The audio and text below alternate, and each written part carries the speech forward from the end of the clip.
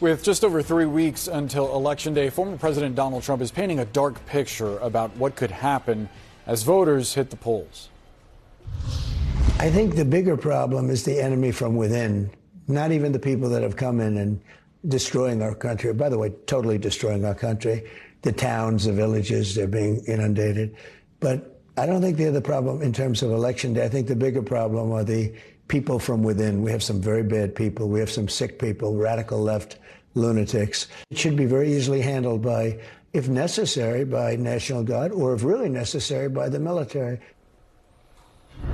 We want to discuss with CNN military analyst, retired Lieutenant General Mark Hertling. He's a former commanding general of U.S. Army Europe and the 7th Army. General, thank you so much for sharing part of your afternoon with us. What's your reaction to Trump's comments there?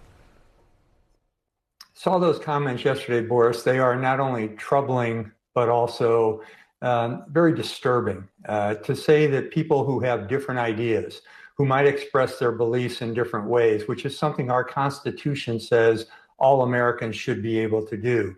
And to say that these are radical left or they are dangerous people on the inside, to me, it's just anathema to what we believe as Americans and the rights and kind of value systems that we live by.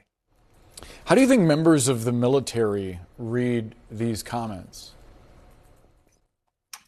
Well, I can't speak for the entire military, but I can speak as a former commander of forces. And when you hear something like this, first of all, it would be illegal for the military to step in because of something called the Posse Comitatus Act. They can provide support to civilian authorities if there are riots or disturbances.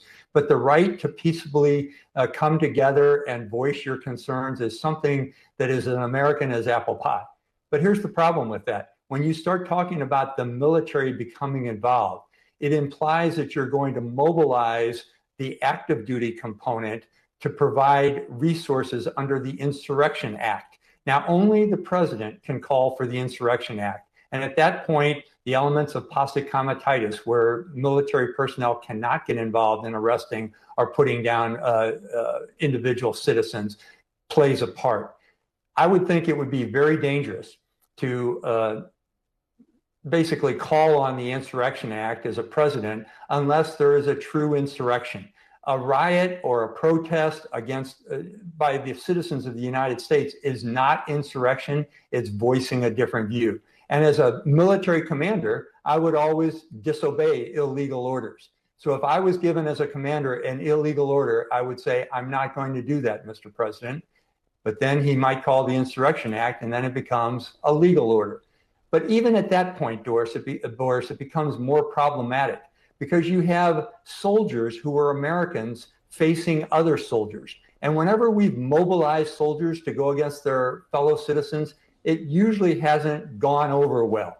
I'll just comment on two historical examples. Something called the Bonus Marchers of the 1930s, where Colonel George Patton ran through a bunch of people who were just trying to get bonuses from World War I that were assembled on the Mall of the United States in Washington, D.C. And more recently, in the 1960s, as protesters were demonstrating against the Vietnam War, and there was this incident at Kent State University where people were shot and killed.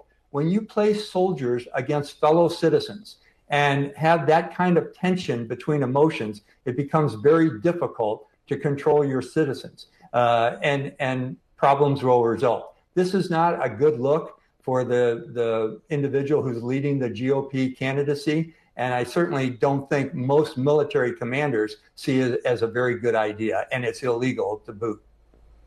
Lieutenant General Mark Hertling, we appreciate the perspective as always. Thanks for joining us. Thank you, Boris. Ahead, the Miami